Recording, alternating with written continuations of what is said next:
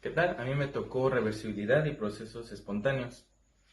En termodinámica, los procesos termodinámicos son importantes para comprender y analizar los sistemas que intercambian energía con el entorno.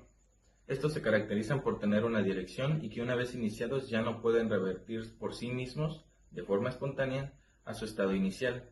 Esto se le conoce como procesos reversibles. En este tema se abarcarán dos puntos importantes, el proceso reversible y el irreversible. El proceso reversible es aquel proceso que se puede invertir sin dejar rastro en los alrededores, es decir, que tanto el sistema como los alrededores pueden regresar a sus estados iniciales una vez finalizado el proceso inverso, además de que estos no generan aumentos en la entropía, tanto del sistema como de los alrededores. Caso contrario con los procesos irreversibles, ya que estos se caracterizan porque los alrededores generan un trabajo sobre el sistema y este ya no puede regresar a su estado inicial. Como ejemplo, tenemos lo que es una taza de café caliente, la cual puesta a la intemperie y después de haber pasado un tiempo, ocasiona que ésta pierda su calor, siendo un caso de proceso irreversible. Y de manera hipotética, en un caso de proceso reversible, la taza de café se vuelve a calentar al tomar energía del entorno. Sin embargo, esto es imposible. Y bueno, con el ejemplo anterior podríamos hacer más énfasis en lo que es un proceso reversible, y es que estos no se encuentran en la naturaleza.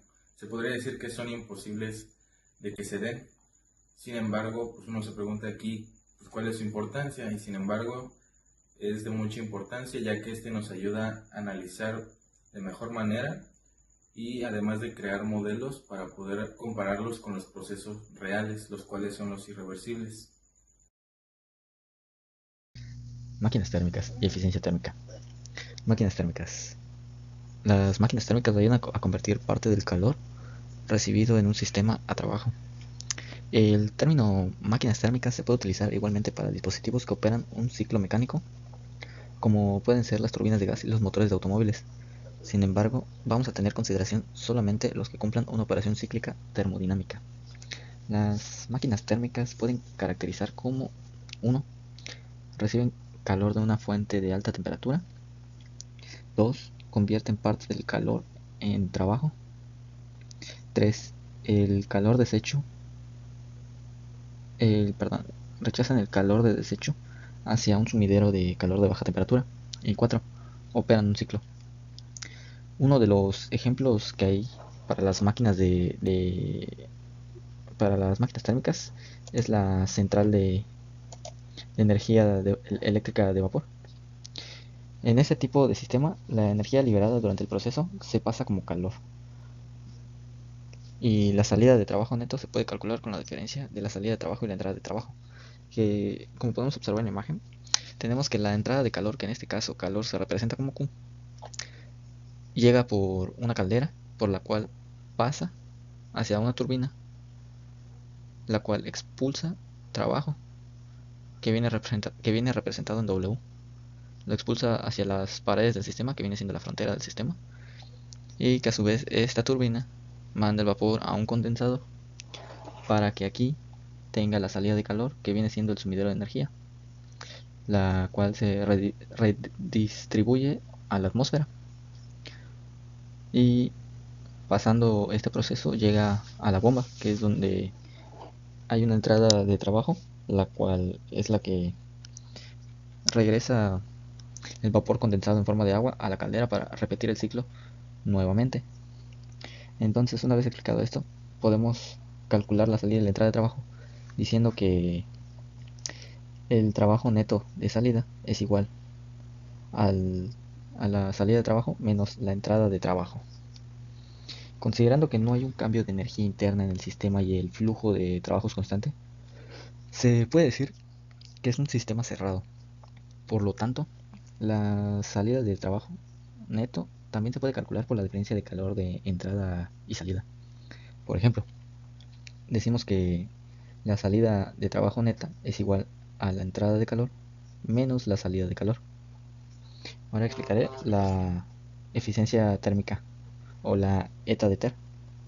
La eficiencia térmica es una medida de qué tan eficientemente una máquina térmica convierte el calor que recibe en trabajo. La, la salida de calor de un sistema representa la energía desperdiciada para poder completar el ciclo. Sin embargo, la salida de calor nunca es cero.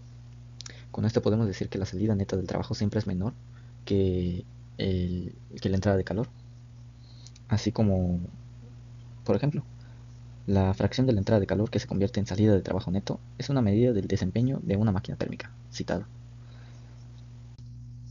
Por lo cual podemos decir que la eficiencia térmica es igual a la salida de trabajo neto entre entrada de calor total. O podemos decir que eta térmica es igual a la salida de trabajo neto entre la entrada de calor. Igual teniendo en cuenta que la salida de trabajo neta es igual a la entrada de calor menos la salida de calor, se puede expresar como eta térmica es igual a menos 1 entre salida de calor entre entrada de calor. Y eso es todo por máquinas térmicas y eficiencia térmica. El ciclo de Carnot. El primer paso del proceso isotérmico, por lo que no hay cambio en la temperatura del sistema, pues está en contacto con un depósito de calor. Pero este paso se disminuye la presión externa, por lo que aumenta el volumen del sistema y la presión interna disminuye. El sistema gana calor a pesar de no haber cambios en temperatura. El segundo paso sucede cuando se pasa a un tercer estado, el cual se elimina el depósito de calor, proceso adiabático, a la par de seguir disminuyendo la presión externa, lo cual incrementa el volumen y se reduce la presión interna. No obstante, para ello se necesita realizar un trabajo, el cual paga por medio de una disminución de la temperatura del sistema. El sistema perdió el mismo calor al realizar el trabajo, por lo que ganó de los alrededores de la energía interna no cambia. En el tercer paso, se aumenta la presión externa y está en contacto con un segundo depósito de temperatura, lo cual es menor. Este proceso provoca un proceso isotérmico, que aumenta la presión interna y disminuye el volumen. Aquí el calor fue liberado por el sistema. En el cuarto y último paso es volver al estado original, por lo cual se va a retirar el depósito al sistema, terminando aislado. Un proceso adiabático. Al aumentar la presión externa, logramos volver al estado inicial. Este proceso ideal, en realidad, se terminaría desvaneciendo por la fricción en los sistemas alrededor.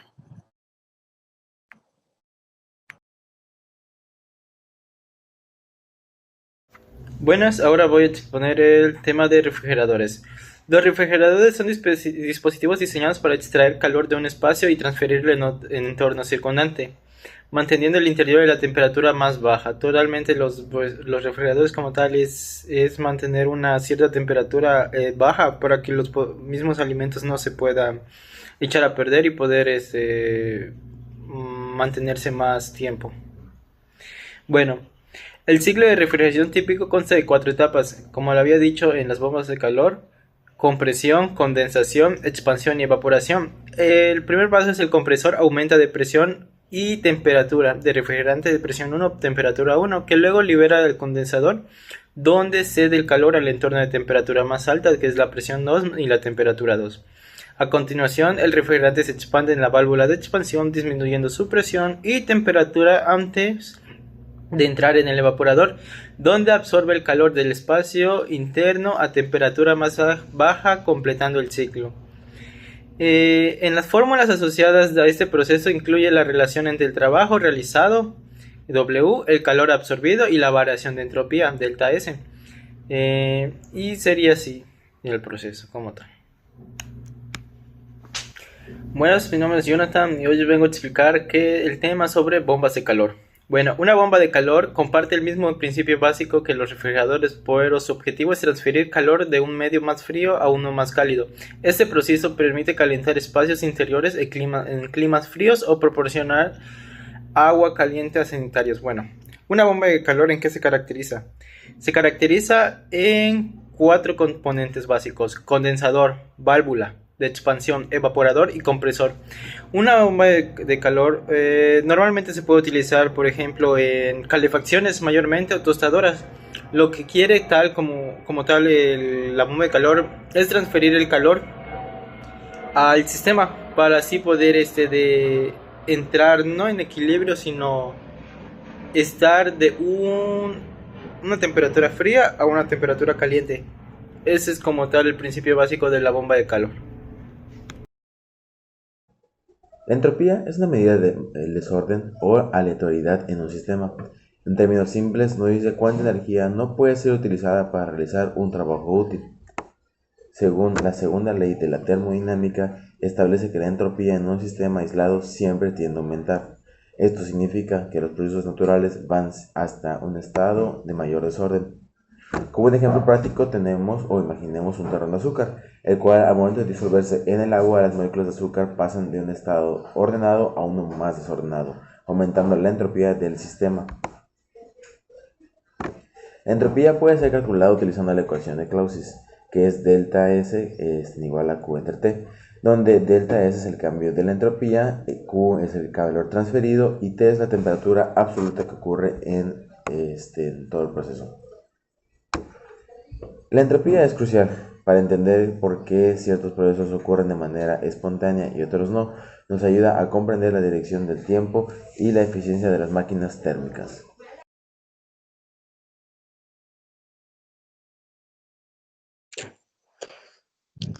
La segunda ley de la termodinámica establece cuáles procesos de la naturaleza pueden ocurrir o no. La incapacidad de la primera ley de identificar si un proceso puede llevarse a cabo es remediado al introducir otro principio general. La segunda ley de la termodinámica. La primera ley no nos va a restringir la dirección de un proceso, pero satisfacerla no nos asegurará que el proceso ocurrirá realmente. Cuando el proceso no se pueden dar, esto se puede detectar con la ayuda de una propiedad llamada entropía. Un proceso no sucede a menos que satisfaga la primera y la segunda ley de la termodinámica. Para el empleo de la segunda ley se necesita identificar la dirección de los procesos. Esta también nos va a afirmar que la energía tiene calidad, así como la cantidad. La primera ley tiene que ver con la cantidad y la transformación de energía de una forma u otra, sin importar la calidad.